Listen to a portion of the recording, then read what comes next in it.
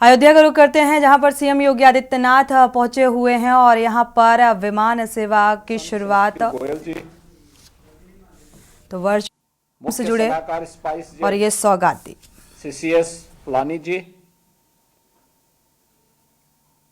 और अयोध्या धाम में उपस्थित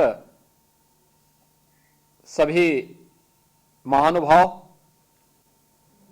मैं सबसे पहले माननीय प्रधानमंत्री जी को, केंद्रीय नागरिक उड्डयन मंत्री माननीय श्री ज्योतिरादित्य सिंधिया जी और जनरल वीके सिंह जी को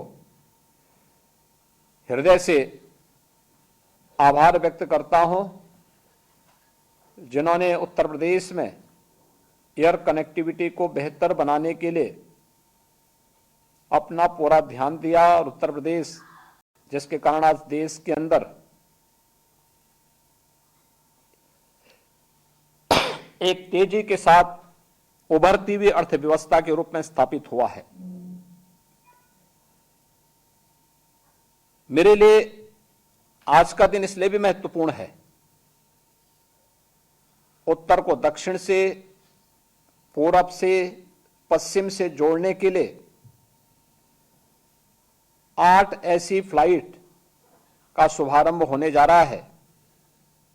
दिल्ली अयोध्या के बीच में, चेन्नई अयोध्या के बीच में, अहमदाबाद अयोध्या के बीच में, जयपुर अयोध्या, अयोध्या पटना, अयोध्या दरभंगा और अयोध्या मुंबई तथा अयोध्या बेंगलुरु के बीच में, जिन्हें स्पाइस जेट प्रारंभ करने जा रहा है। इससे पहले दिल्ली, अहमदाबाद, मुंबई, कोलकाता, बेंगलुरु के लिए अयोध्या से वायु सेवा प्रारंभ हो चुकी है, जो सफलतापूर्वक संचालित हो रही है।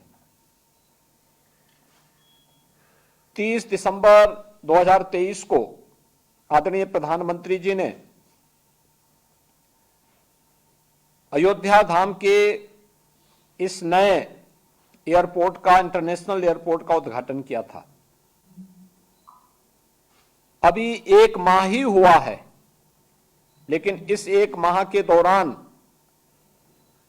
अयोध्या की कनेक्टिविटी देश के इतने महत्वपूर्ण नगरों के साथ होना, यह अयोध्या के बेहतर भविष्य और आने वाले समय में अयोध्या के अंदर टूरिज्म में क्या स्कोप है, इन संभावनाओं की ओर हम सबका ध्यान आकर्षित करता है। अयोध्या देश की आस्था का प्रतीक है। जन भावनाएं अयोध्या के साथ जुड़ी हुई हैं, प्रभु श्री रामलला के साथ जुड़ी हुई हैं। और अयोध्या की इस उपलब्धि के लिए मैं वहां के माननीय सांसद श्री लल्लू सिंह जी को, अयोध्या वासियों को, वहां के सभी माननीय जनप्रतिनिधियों को हृदय से मैं बधाई देता हूं कि उनकी जो एक अभिलाषा थी कि अयोध्या का भी विकास होना चाहिए, आज जो सपना उनका साकार हो रहा है, तो उनको स्वयं भी अंतःकरण से प्रसन्नता की अनुभूति हो रही होगी। वास्तव में अयोध्या इसका हकदार था, लेकिन किन्हीं कारणों से अयोध्या की उपेक्षा हुई। आज से 10 वर्ष पहले कोई सोचता भी नहीं था कि अयोध्या में भी कोई इंटरनेशनल एयरपोर्ट होगा। कोई सोचता भी नहीं था कि अयोध्या की बेहतर एयर कनेक्टिविटी होगी। ये तो बहुत सपना था और लोग अपनी कथा और वार्ता से ही संतुष्ट हो जाते थे कि मर्यादा पुरुषोत्तम भगवान राम पुष्पक विमान से श्रीलंका से अयोध्या धाम आए थे, उसी को सुनकर के संतुष्ट होते थे। लेकिन ये एक कल्पना थी कि अयोध्या में भी अपना एक इंटरनेशनल एयरपोर्ट होगा, लेकिन आज वह सपना साकार हुआ है। और सचमुच यह किसी सपने को साकार होने, स्वर्णिम रूप से साकार होने का अपने आप में एक उदाहरण है।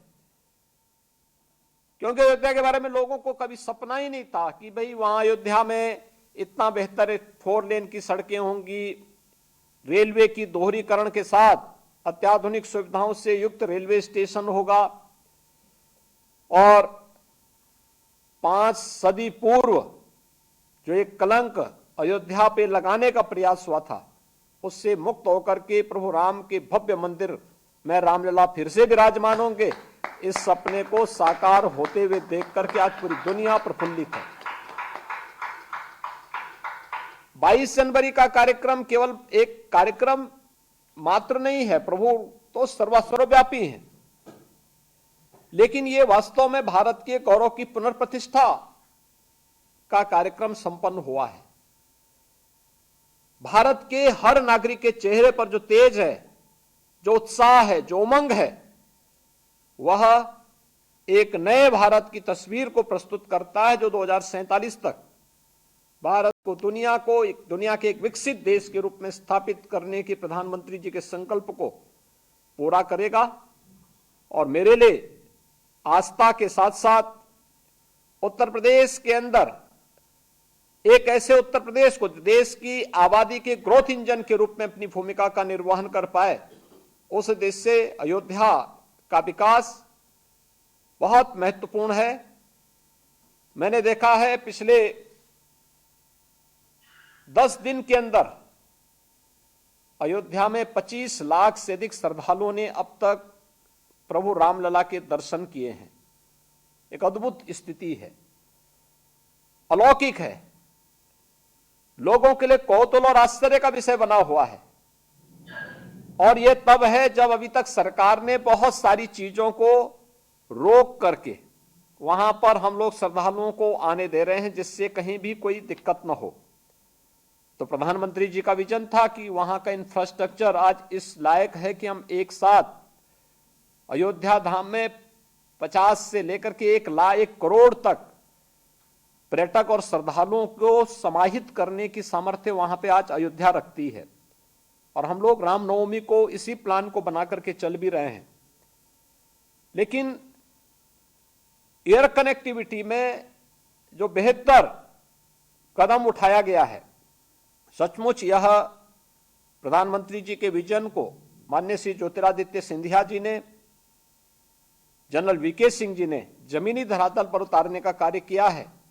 आज उसकी परिणति है कि अयोध्या में तेजी के साथ वायु सेवा का विकास हुआ है और 5 जगहों पर पहले से ही जुड़ी हुई थी, लेकिन आज 8 नई वायु सेवा को प्रारंभ करने का जो कार्य प्रारंभ हो रहा है, जिसमें 7 आज सेवाएं आज होंगी, 1 कल से शुरू होंगी। मैं इसके लिए स्पाइस जेट के चेयरमैन एंड सीएमडी से अजय सिंह जी को विशेष रूप से हृदय से धन्यवाद दूंगा कि उन्होंने अयोध्या को इतनी प्राथमिकता दी है। और मेरा उनसे इस बारे में जरूर अनुरोध होगा कि अयोध्या की सेवाएं हमारे लिए अभिनंदनीय हैं, ये स्वागत योग्य हैं, लेकिन उत्तर प्रदेश के अन्य क्षेत्रों की भी सेवाओं को इसी प्रकार से मजबूत बनाने में स्पाइस जेट लिमिटेड को योगदान देना होगा। क्योंकि उत्तर प्रदेश एक संभावना वाला प्रदेश है और उत्तर प्रदेश में जितनी सेवाएं आप दे पाएंगे, आपकी हर फ्लाइट पूरी होकर के जाएगी, इसमें कोई संदेह नहीं होना चाहिए। मैं भी देख रहा था, मुंबई के लिए, दरभंगा के लिए